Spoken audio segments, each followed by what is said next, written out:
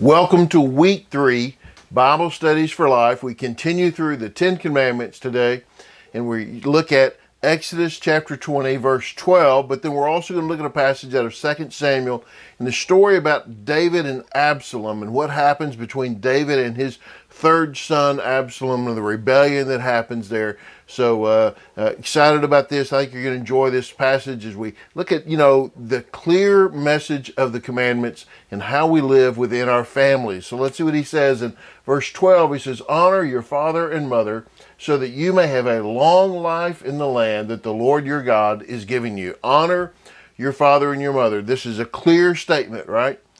And notice that he doesn't say obey, he says honor. And that gives us that indication that this is to be longer than just the time that you live in the home. It's for your entire life. Honor your mother and your father. When you become grown and you've left home, honor your mother and your father. Continue to do that. In the New Testament, he says, Paul says in Ephesians 6, "Children, obey your parents." But here the command is honor your mother and father. Obviously, one way you honor your parents is by obeying their instruction when you live in their home. But when you move out of their home, do you have to continue to obey them?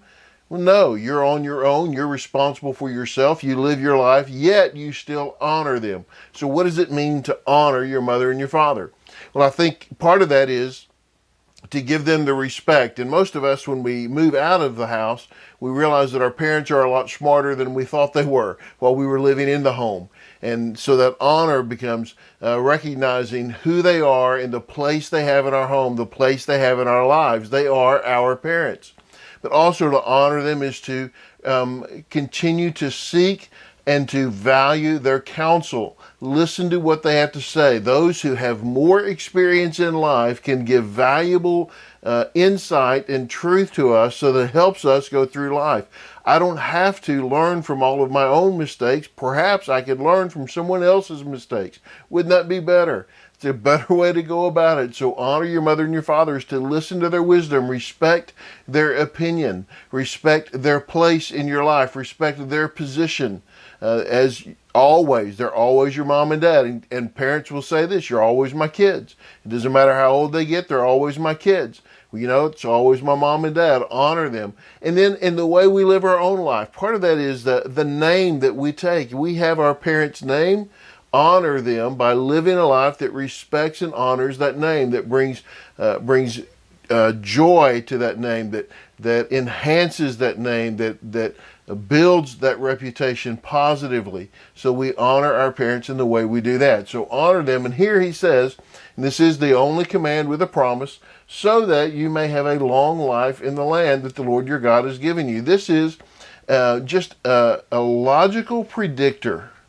If you'll honor your parents, if you'll honor your mother and your father, the odds are you're going to have a longer life. Now, this is not to say that people who die young weren't honoring their parents. It's not to say that if you don't honor your parents, then you're going to die when you're 10 or you're going to die when you're 30 or whatever. That is not the truth.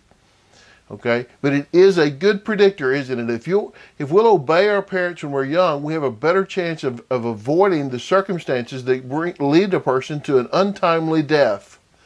Okay, so honor your parents. You have a better odds. The predictor is there. You will live a long life. You will live a prosperous life, a good life. The odds are better if you'll follow the advice, the counsel, and honor your mother and your father.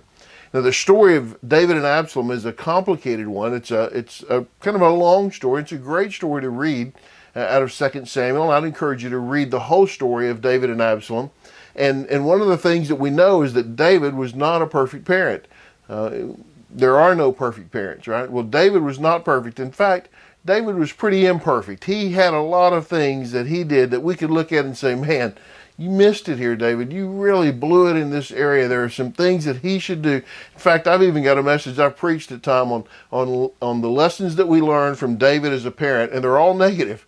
Don't be like David as a parent. So many things that he did that gave a negative example, that were permissive, that encouraged in some ways his kids to act the way they did. And certainly Absalom, he took every negative lesson and he embodied it in his own life. He reacted negatively towards his father David. So part of this is this honor your father and your mother. We always think about that as, you've got the good dad, the good mom, you want to honor them, but that is not reality for everybody, is it? Not everybody has a mom and dad that have done well, that have been good parents, that have even made an effort to be good parents. Now, look, all parents fall. All parents miss it. All parents fail at some point. Right? I always pray, Lord, redeem my honest mistakes as a parent, okay? But there's a difference between making honest mistakes and just not trying, or actually working towards the negative in the life of your kids, and squandering the good capital you have. When your kids are born, you've got all this good capital. They love you because you're mom, you're dad, and we can squander that as we waste our life away. How do you still have to honor them? And yes, you do. You still have to honor them even when they haven't been perfect. To not do so is to claim perfection for ourselves, and we're not. So we still honor and we still respect them in the place that they have, and we still want to live a life that brings positive reputation to them. Okay, we still want to have that kind of life, even if your parents have completely messed up. Live a life that brings a positive light to them, that makes it appear as if they were great parents, even if they weren't. That's to honor your mother and your father. So here we pick up, and we're actually going to pick up a little bit earlier than I think the book does, but in 2 Samuel 15, Absalom said to him, that as he's standing at the gate of Jerusalem, he's meeting people as they come in, and he says, look, your claims are good and right, but the king doesn't have anyone to listen to you. Okay, you get this. People are coming in to come see the king. They've got some kind of a beef with somebody. They want the king to solve their issue. Absalom meets them before they get there and says, hey man, I think you're right, but the king just doesn't have time for you. He just doesn't have time. He didn't have anybody to listen to you. He didn't have a staff. He's not very organized. He really doesn't know what he's doing. He's just not getting it done. He said, he added, if only someone would appoint me a judge in the land, then anyone who had a grievance or dispute come to me, and I would make sure he received justice. Boy, do you see this? Undermining of the leadership, undermining of the position, spewing out rumors, in fact, putting lies out, okay? People aren't even going there and then saying, hey, I couldn't get any service, and then meeting Absalom. He's catching them before they get in, telling them, look, you're not going to get any service there, but boy, if somebody made me, if I was the king, I'd take care of it. I would have this done. I would get these things fixed for people. But that guy that's king now, it's just not going to happen. And I tell you, watch out for people like this. This is dangerous, okay? This is a dangerous person right here, and Absalom is a dangerous person. So then Absalom leaves. He says, I'm going to go, and he takes people with him. It says 200 men from Jerusalem went with Absalom. Absalom requested, I'm going to go up north and have a time of worship.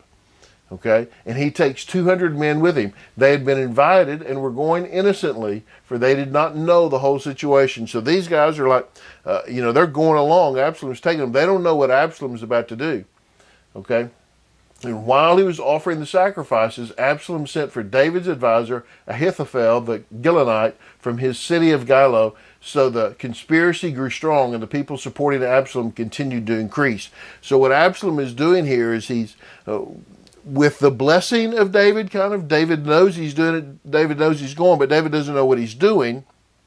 He's starting to build his following. He is building a following and building an army.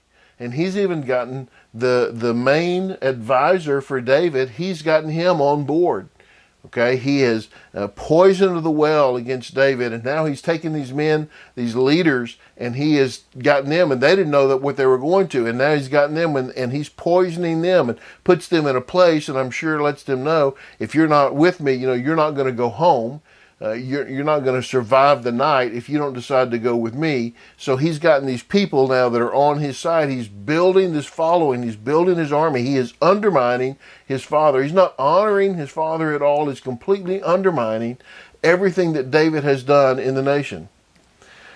So then an informer came to David, and he reported, the hearts of the men of Israel are with Absalom. David said to all the servants with him in Jerusalem, get up, we have to flee, or we will not escape from Absalom. Leave quickly, or he will overtake us quickly, heap disaster on us, and strike the city with the edge of the sword.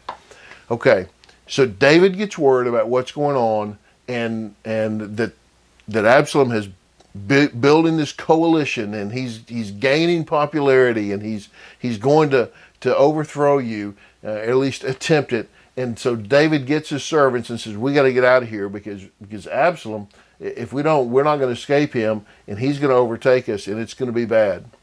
You know what that tells you?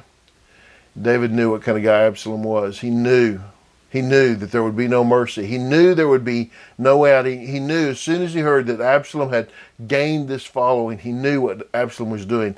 David lived in denial about his son. He wouldn't confront his son over the evil that he was doing. He wouldn't discipline him.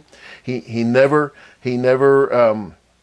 punished Absalom for the wrong that he did. And maybe it was because in David's life he knew he had done things wrong publicly, and he felt guilty about his own life, and so he didn't feel like he could discipline Absalom. That's kind of one of the things I think happened there, that because of the wrong he had done, he didn't feel like he could lay down the right in Absalom's life, which is understandable but wrong. A parent's got to be a parent, and if you expect if you have to be perfect before you can lay down discipline for your children, then you'll never discipline your children.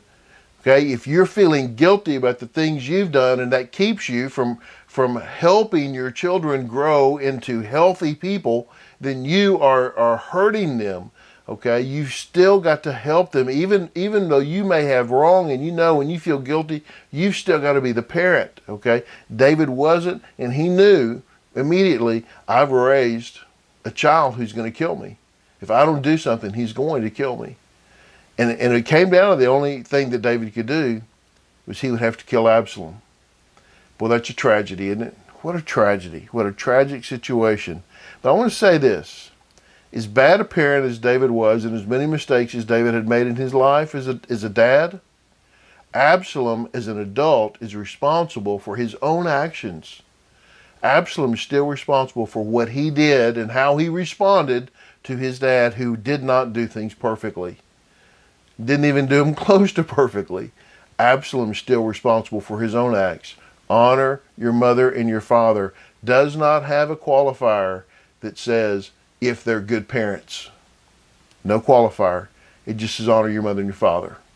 Hey, I hope that's helped as you study this week. God bless you for teaching, for getting into God's Word. Thanks for watching. Subscribe to our channel, like, comment, let us know what you think about what you're learning. God bless you. We'll see you next time.